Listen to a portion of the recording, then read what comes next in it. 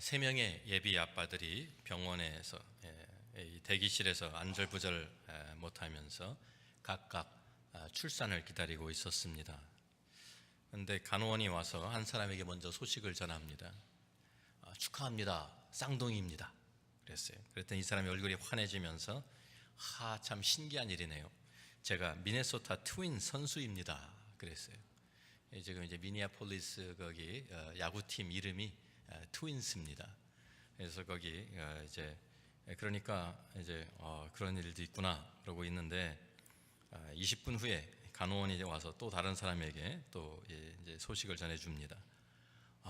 축하합니다. 이번에는 새 쌍둥이입니다. 그랬어요. 그랬더니 이 사람도 와 정말 신기한 일이네요. 저는 3M 회사에서 일을 합니다. 그랬어요. 3M 회사 거기 본부가 미네소타에 있거든요. 그런데 그 말을 듣는 순간 세 번째 남자가 아직 이제 기다리고 있는 세 번째 남자가 뒤로 나와 자빠지면서 기절을 하는 거예요. 그래서 이 사람이 왜 기절을 하지? 엉뚱한 사람이. 그래가지고 막 이제 이 사람을 이제 깨워가지고 물을 주면서 정신 차리라고 물을 주고 그러면서 물어보았습니다. 아니 근데 도대체 왜 당신이 놀래서 기절을 합니까? 그랬더니 이 사람이 뭐라고 했는지 아세요? 이 사람이 제가 세븐업 컴퍼니에서 일을 하거든요. 그러니까 이게 순서를 잘 보니까 트윈스에서는 두 쌍둥이, 3M은 세 쌍둥이. 자기 차례가 오면 7명 나오는 줄 알고 겁이 나가지고. 자, 오늘 본문 말씀은 쌍둥이 에서와 야곱의 탄생에 대한 이야기입니다. 오늘부터 야곱의 생애에 대해서 우리가 함께 말씀을 나누면서 은혜를 나누고자 합니다. 그런데 오늘 본문을 이해하기 위해서는 창세기를 좀 거슬러 올라가야 합니다. 우리가 이미 아브라함의 생애를 우리 함께 지난번에 나누면서 우리들이 본 내용들이지만 우리가 복습하는 차원에서 잠깐 우리 돌아보면 좋을 것 같습니다. 잘 아는 대로 창세기 12장에서 하나님께서 아브라함을 부르십니다. 창세기 12장 1절부터 4절의 말씀을 보면 여호와께서 아브라함에게 이르시되 너는 너희 고향과 친척과 아버지의 집을 떠나 내가 내게 보여줄 땅으로 가라. 내가 너로 큰 민족을 이루고 내게 복을 주어 내 이름을 창대하게 하리니 너는 복이 될지라. 너를 축복하는 자에게는 내가 복을 주고 내리고 너를 저주하는 자에게는 내가 저주하리니 땅의 모든 족속이 너로 말미암아 복을 얻을 것이라 하신지라. 이에 아브라함이 여호와의 말씀을 따라갔고 롯도 그와 함께 갔으며 아브라함이 하란을 떠날 때에 75세였더라고 여기에 말씀하고 있습니다. 75세가 되었을 때 하나님의 부르심을 따라서 아브라함이 떠납니다. 내가 너로 큰 민족을 이루게 하겠다 하나님이 약속해 주셨고 땅의 모든 족속이 너로 말미암아 복을 얻을 것이다 라는 위대한 약속도 하나님이 해 주셨습니다. 그런데 아브라함에게는 문제가 있습니다. 우리가 잘 아는 문제죠. 창세기 11장 30절에 보면 그 아내 사레는 임신하지 못함으로 자식이 없었더라. 이것이 문제입니다.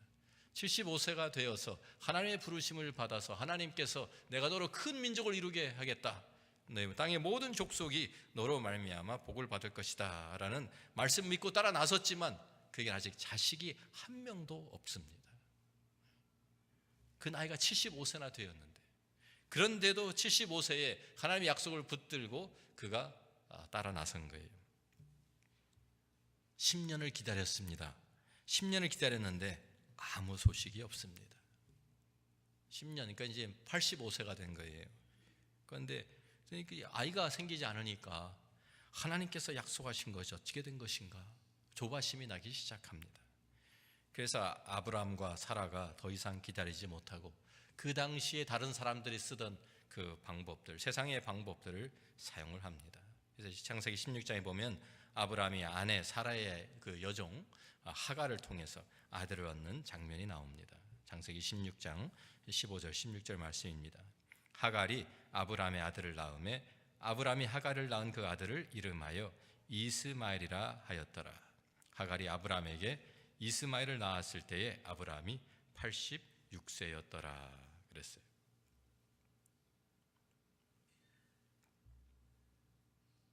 (75세에) 고향을 떠나고 86세에 이스마엘을 얻었습니다. 참 자기의 어떻게 보면 방법으로 수단으로 아들을 하나 얻은 것이죠. 그리고 다시 13년이 지나갑니다. 자기들의 방법으로 아들을 얻긴 얻었는데 이 이스마엘이 때문에 그 가정에 불화가 생기고 참 이스마엘은 골칫덩어리만 되었습니다.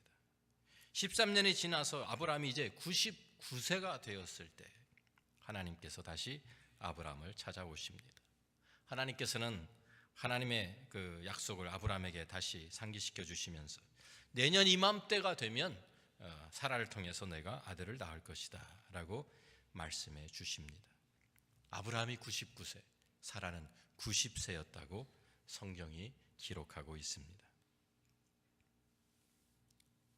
하나님의 약속대로 정말 이 사라 90세 처음에 들었을 때는 이해도 할 수 없었고 받아들일 수도 없었고 너무 기가 막혀서 웃었어요. 사라가.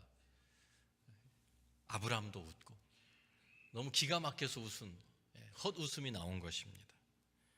그런데 하나님께서 그것을 진짜 웃음으로 바꿔주셨습니다. 그래서 사라가 아들을 낳고 이름을 이삭이라고 짓습니다.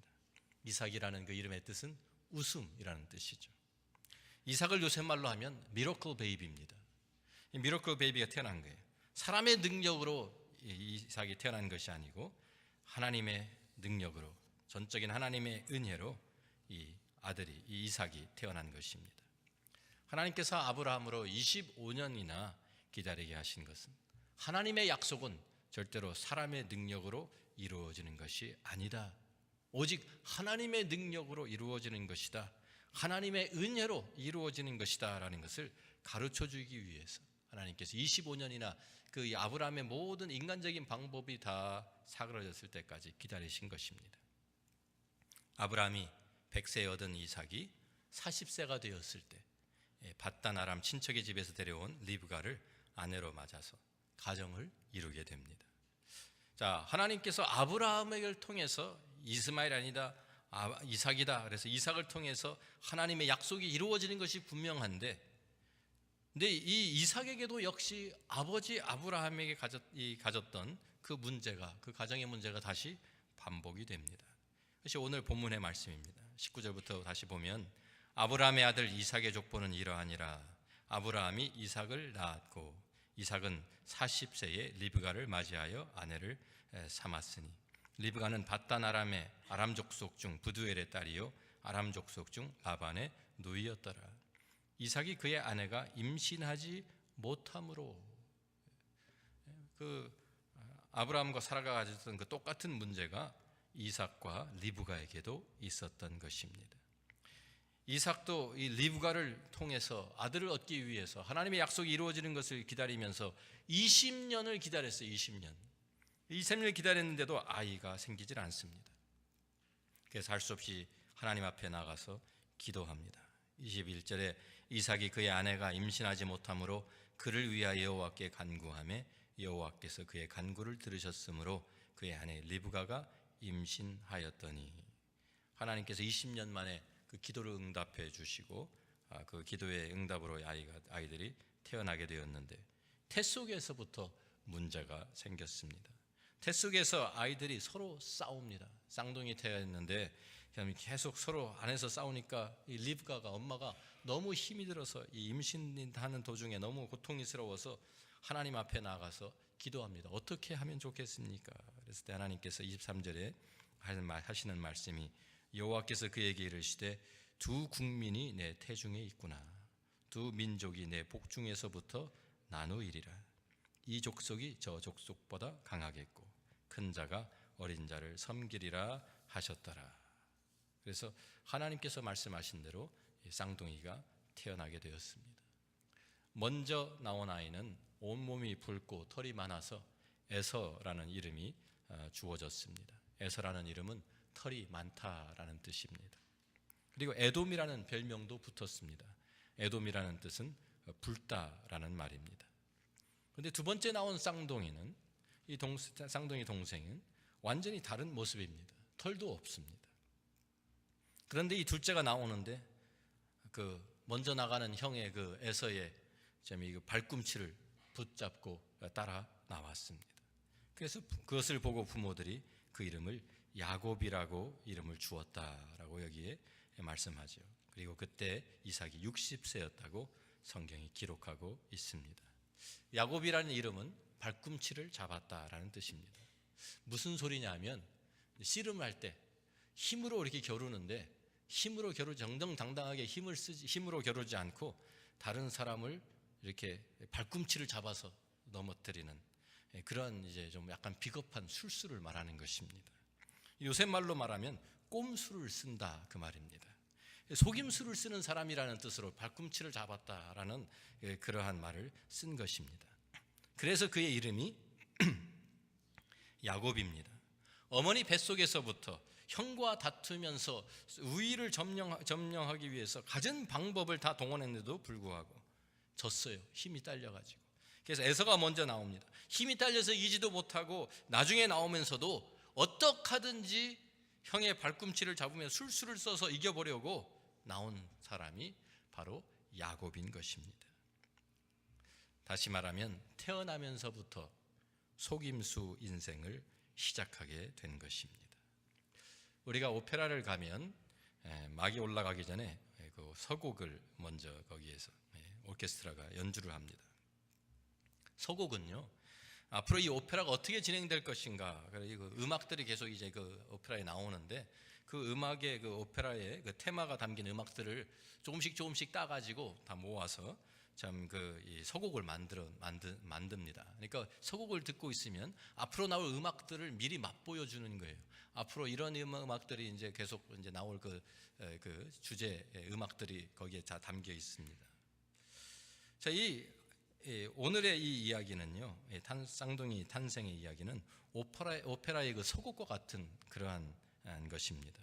앞으로 이 두 아이의 인생, 특별히 이 야곱의 인생이 어떻게 진행될 것인가를 미리 이렇게 보여주는 서곡과 맛보기로 보여주는 그런 서곡과 같은 것입니다. 우리가 앞으로 야곱의 인생을 이제 살펴보면서 말씀을 나누게 될 텐데, 야곱의 그 인생을 미리 우리가 좀 이렇게 요약해서 본다고 하면 한마디로 속고 속이는 인생이 이어집니다. 우리가 이 말씀, 우리가 오늘 본 말씀 그 다음을 계속해서 보면 그 내용이 이런 내용이에요. 또 야곱이 꼼수를 써서 자기의 형 에서를 속이고 장자권을 빼앗는 이야기입니다. 그 다음에는 또 아버지를 속입니다. 아버지를 속여서 형 에서 대신에 자기가 형과 찌꾸며 가지고 아버지의 축복을 대신 가로챕니다. 에서와의 관계가 깨어지니까 더 이상 집에 있을 수가 없어서 참 자기를 죽이려고 달려드니까 도망을 칩니다. 그래서 밧단 아람까지 가서 집을 떠나서 외삼촌을 만나서 좀 잘 사는가 했는데 외삼촌에게 속습니다. 외삼촌에 속아가지고 그냥 자기의 아내를 얻기 위해서 14년이나 일을 해주고, 또 그러면서 자기의 또 그 재산을 불리기 위해서 외삼촌을 속이기도 하고, 그러면서 아내들이 생겨서 가정을 이루게 되었는데 아내들한테 속고 나중에는 아들들한테까지 속이고 속는 속임수 인생을 살았던 것이 바로 야곱의 인생입니다. 자, 우리가 여기서 한번 생각해 볼 필요가 있습니다. 하나님께서 왜 뱃속에 있는 이 두 아이들을 향해서 이 족속이 저 족속보다 강하겠고 큰 자가 어린 자를 섬기리라고 말씀하셨을까? 왜 야곱을 선택하였을까? 처음부터 하나님, 이런 속임수 인생, 꼼수 인생을 사는 이 야곱을 하나님 미리 아셨을 텐데 왜 하나님께서는 야곱을 선택하시고 왜 큰 자가 어린 자를 섬기리라고 말씀을 하셨을까? 하나님께서 사람을 잘못 선택하신 것은 아닌가, 실수하신 것은 아닌가 라고 우리가 생각할 수도 있습니다. 그런데 바로 그것이 성경이 우리에게 말씀하시고자 하는, 아니 하나님께서 우리에게 말씀하시고자 하는 포인트인 것입니다. 하나님께서 야곱을 선택하신 것은 야곱이 에서보다 더 잘나서가 절대로 아닙니다. 우리가 인간적으로 살펴보면 에서가 훨씬 더 남자답고 더 능력도 뛰어난 사람입니다. 맏아들이고요, 잘생겼고요, 정말 이렇게 건장하고 나가서 사냥하는 사냥꾼이고, 정말 리더십도 있고 그런 사람이었어요. 그런데 야곱은 집에서 죽이나 쓰고 있는 그런 사람이었습니다. 자격이나 능력을 따져보면 에서가 훨씬 더 뛰어납니다. 그런데도 불구하고 하나님께서 야곱을 선택하신 것입니다. 하나님의 그 선택과 하나님의 방법은, 하나님께서 약속을 이루어 가시는 것은 사람들에게 달린 것이 아니라, 사람의 능력에 달린 것이 아니고, 사람의 자격에 달린 것이 아니라 하나님의 전적인 은혜로, 하나님의 능력으로 이루어지는 것을 우리에게 보여주시기 위해서 어떻게 보면 일부러 야곱을 선택하신 것이다, 그 말입니다. 야곱을 보면 능력도 떨어지고 마음까지 비뚤어졌어요. 어찌 보면 처음부터 패배한 인생으로 태어난 야곱을 하나님께서 선택하시고 그 야곱에게 복을 주시겠다고 약속을 해 주십니다. 그때부터 평생 속임수 인생으로 살아가는 야곱이었지만 하나님께서 그 야곱을 훈련시키시고 바꾸어 가시면서 결국에는 이스라엘이라고 하는 하나님의 새 이름을 주시죠. 나중에 그 하나님의 사람으로 세워가는 그 과정이 야곱의 인생의 과정입니다. 로마서 9장에 보면 사도 바울이 오늘 우리가 본 이 말씀을, 이 대목을 우리에게 설명해 주는 내용이 나옵니다. 로마서 9장 6절부터 13절의 말씀입니다. 또한 하나님의 말씀이 폐하여진 것 같지 않도다. 이스라엘에서 난 그들이 다 이스라엘이 아니요, 또한 아브라함의 씨가 다 그 자녀가 아니라 오직 이삭으로부터 난 자라야 내 씨라 칭하리라 하셨으니 곧 육신의 자녀가 하나님의 자녀가 아니라 오직 약속의 자녀가 씨로 여기심을 받느니라. 약속의 말씀은 이것이라, 명년 이때에 내가 이르리니 사라에게 아들이 있으리라 하시니라. 자, 우리가 아까 말씀한 것처럼 아브라함에게 여러 아들들이 있었습니다. 이삭 외에도 이스마엘도 있었고 또 다른 아들들이 있었어요. 그런데 하나님께서 그런 육신의 자녀는 인정을 받지 못하고 오직 약속의 자녀만, 다 아브라함의 자손임에도 불구하고 다 아브라함을 통해서 태어난 아들들이지만 하나님께서 오직 이삭만, 약속으로 태어난 이삭만 하나님의 인정을 받는다라고 말씀을 하신 거예요. 우리가 이해할 수 있죠. 이삭과 이스마엘의 차이를 생각해 보면 이삭은 그래도 본부인의 자식이고 이스마엘은 첩의 아들이니까 하나님의 약속이 이삭을 통해서 내려가는 것 당연하다라고 우리가 생각할 수 있습니다. 그런데 그 다음에는 지금 그 하나님의 그 원리를, 선택의 원리를 말씀하시면서 오늘 우리가 읽은 이 본문 말씀을 이야기하는 거예요. 이뿐 아니라 또한 리브가가 우리 조상 이삭 한 사람으로 말미암아 잉태하였는데 그 자식들이 아직 나지도 아니하고 무슨 선이나 악을 행하지 아니한 때에 택하심을 따라 되는 하나님의 뜻이 행위로 말미암지 않고 오직 부르시는 이에게로 말미암아 서게 하려 하사 리브가에게 이르시되 큰 자가 어린 자를 섬기리라 하셨나니 기록된 바 내가 야곱은 사랑하고 에서는 미워하였다 하심과 같으니라 고 말씀하십니다. 같은 부모입니다. 이스마엘과 이삭은 그래도 엄마가 다르잖아요. 그런데 그것도 아니에요. 아버지도 같고 엄마도 같아요. 그리고 쌍둥이입니다. 같이 태어났어요. 같은 시간에. 몇 분 차이가 있었겠지만 같이 시작한 그 두 사람인데 아직 태어나기도 하기 전에 태어나서 어느 정도 보면서 이제는 안 되겠다, 얘는 괜찮다 이런 것도 아니라 태어나기도 전에 아직도 뱃속에 있는데 아직 아무런 선과 악을 행하지 아니했을 때 아직 무슨 자격을 따질 수 있는 상태가 아닌데도 불구하고 하나님께서 먼저 어린 자를 택하셨다는 것입니다. 사람의 행위로 말미암지 않고 오직 부르시는, 선택하시는 하나님으로 말미암아 하나님의 주권으로 하나님의 뜻이 이루어지게 하시려고 큰 자가 어린 자를 섬기리라고 선언하신 것입니다. 어떻게 보면 모든 문제를 안고 있는 야곱을 하나님이 선택하셔서 도리어 그 인생을 복된 인생으로 바꾸어가는 그 삶이 바로 야곱의 인생입니다. 자, 우리가 여기서 생각해 보면 사실 우리 모두가 다 야곱과 같은 사람들입니다. 다른 사람보다 특별히 잘난 것도 없고 도리어 어떻게 보면 더 못나고 형편없는 그런 인생들이었는데, 죄 가운데서 주님과 동떨어져서 살면서 다른 사람보다 더 뛰어난 것이 아니라 능력도 없고 지혜도 없는데도 불구하고 하나님께서 하나님의 전적인 은혜로 우리를 택하시고 우리를 부르시고 우리를 그리스도 안에서 하나님의 사랑을 부으시고 하나님의 용서를 받게 하시고 하나님의 자녀로, 하나님의 상속자로, 하나님의 약속을 이어가는 사람으로 우리를 부르시고 택하여 주신 것은 전적인 하나님의 은혜인 줄로 믿습니다. 에베소서 2장에는 이 하나님의 은혜에 대해서 사도 바울이 더 자세히 설명해 주고 있습니다. 에베소서 2장 1절부터 9절 우리가 잘 아는 말씀입니다만, 너희의 허물과 죄로 죽었던 너희를 살리셨도다. 그때 너희가 그 가운데 생하여 이 세상 풍속을 좇고 공중의 권세 잡은 자를 따랐으니 곧 지금 불순종의 아들들 가운데서 역사하는 영이라. 전에는 우리도 다 그 가운데서 우리 육체의 욕심을 따라 지내며 육체와 마음에 원하는 것을 하여 다른 일과 같이 본질상 진노의 자녀이었더니 긍휼에 풍성하신 하나님이 우리를 사랑하신 그 큰 사랑을 인하여 허물로 죽은 우리를 그리스도와 함께 살리셨고, 너희가 은혜로 구원을 얻은 것이라 또 함께 일으키사 그리스도 예수 안에서 함께 하늘에 앉히시니 이는 그리스도 예수 안에서 우리에게 자비하심으로써 그 은혜의 지극히 풍성함을 오는 여러 세대에 나타내려 하심이니라.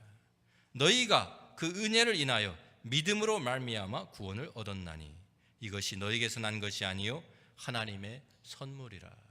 행위에서 난 것이 아니니 이는 누구든지 자랑치 못하게 함이니라고 말씀했습니다.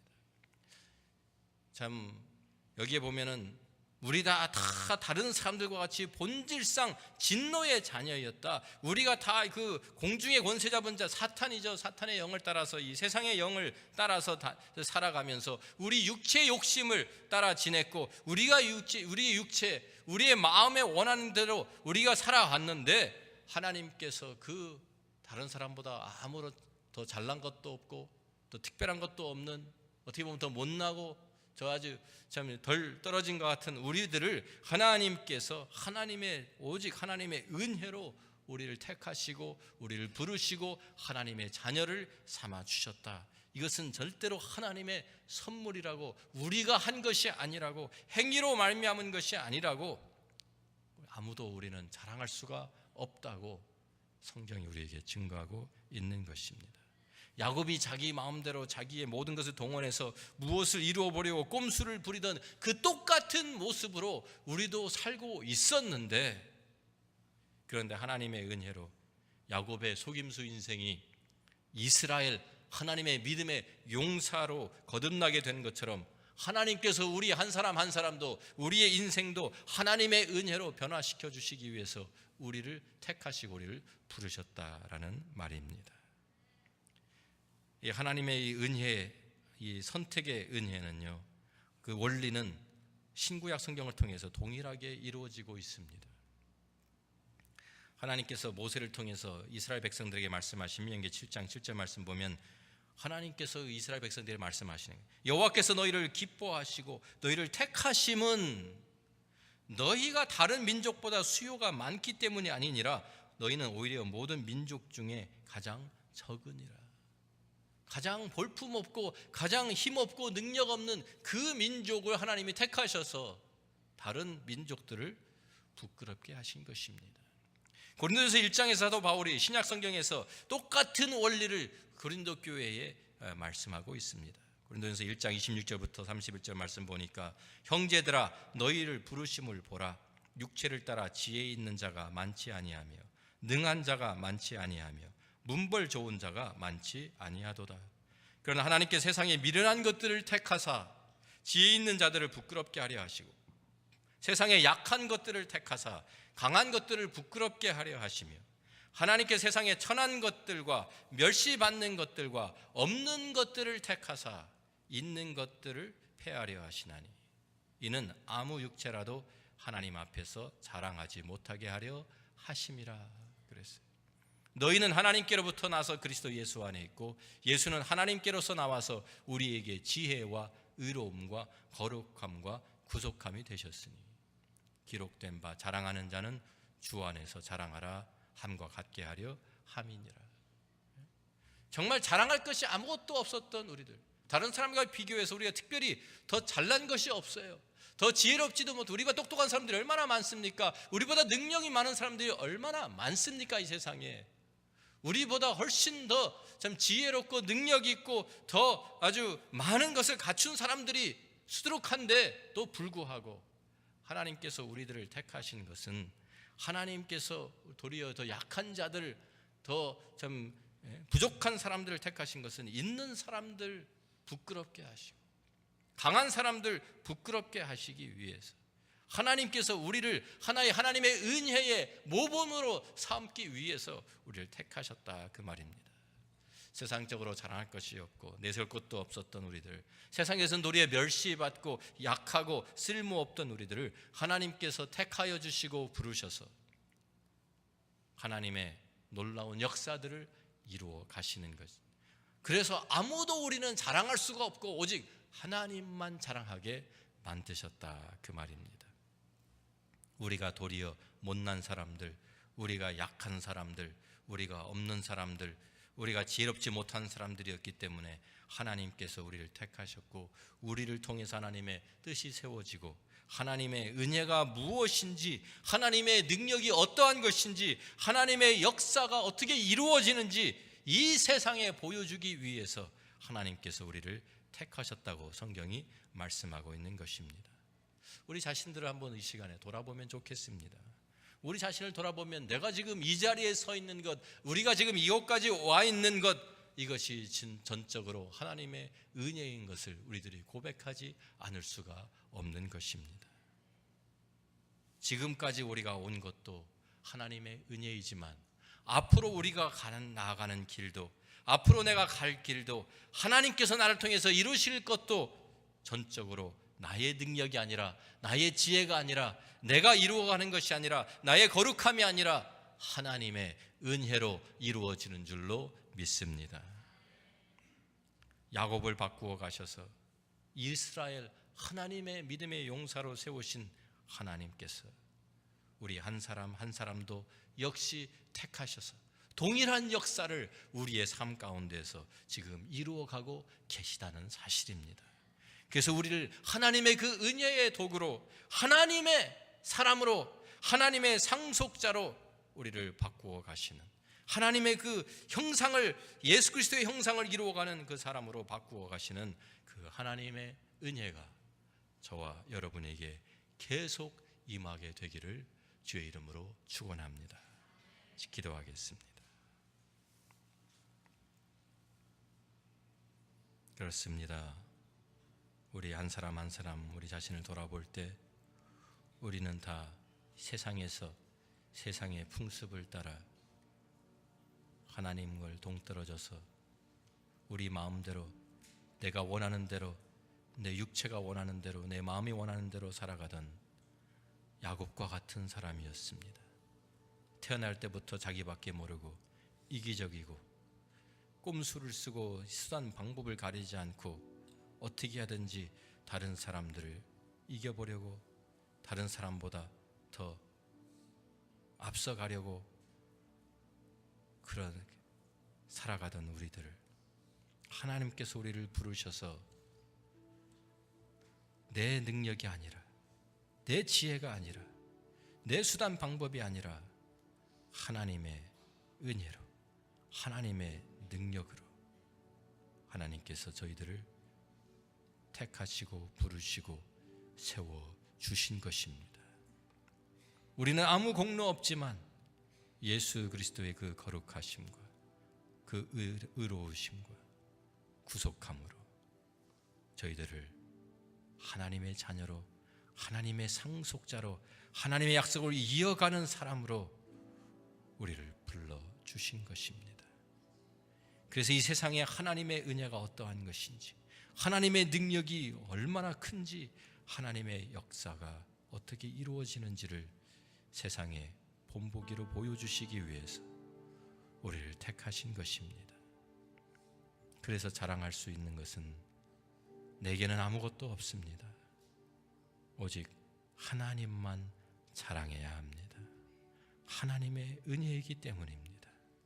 모든 것이 하나님의 선물이었습니다. 그 하나님의 그 은혜의 장중에 붙들리는 저와 여러분이 되기를 원합니다.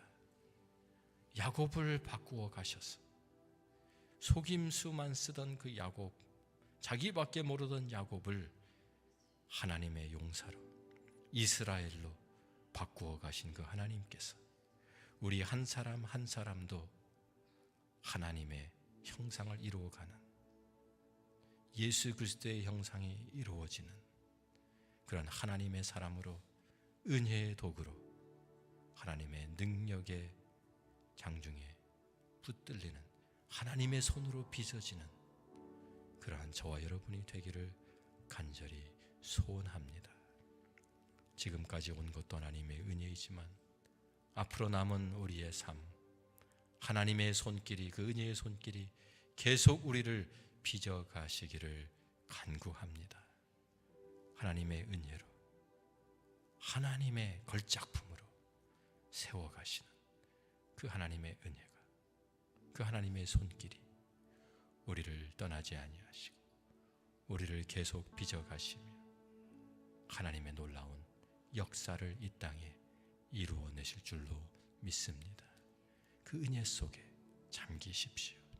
그 은혜에 여러분의 삶들을 내어 맡겨드리십시오. 그 하나님의 손이, 그 하나님의 그 놀라운 토기장애 같은 하나님의 손이 여러분들을 아름다운 그릇으로, 걸작품으로 빚어 주실 것입니다. 아버지 하나님 감사합니다. 정말 야곱과 같은 우리들이었습니다. 나밖에 모르고 어떻게든지 수단 방법 가리지 않고 이기기만 하면 된다고 생각했던 우리들이었습니다.